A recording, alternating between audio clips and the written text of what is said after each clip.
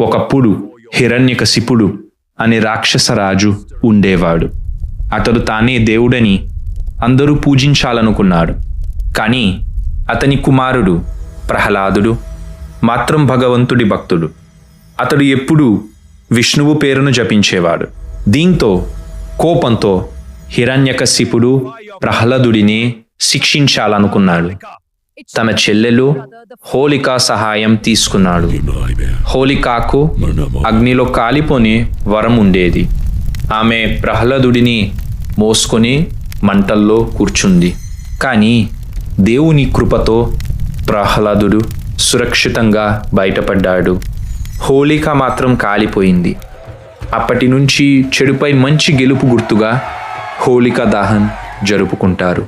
తర్వాత రోజు రంగుల పండుగగా హోలీ జరుపుకుంటారు. శ్రీకృష్ణుడు చిన్నప్పుడు రాధతో కలిసి రంగులు చల్లుకున్నాడని కథ ఉంది. అందుకే ప్రజలు ఒకరిపై ఒకరు రంగులు చల్లుకుంటూ ఆనందంగా పండుగ జరుపుకుంటారు. హోలీ మనకు ప్రేమ, స్నేహం, ఐక్యత మరియు చెడును దహనం చేసి మంచిని ఆహ్వానించాలనే సందేశాన్ని ఇస్తుంది.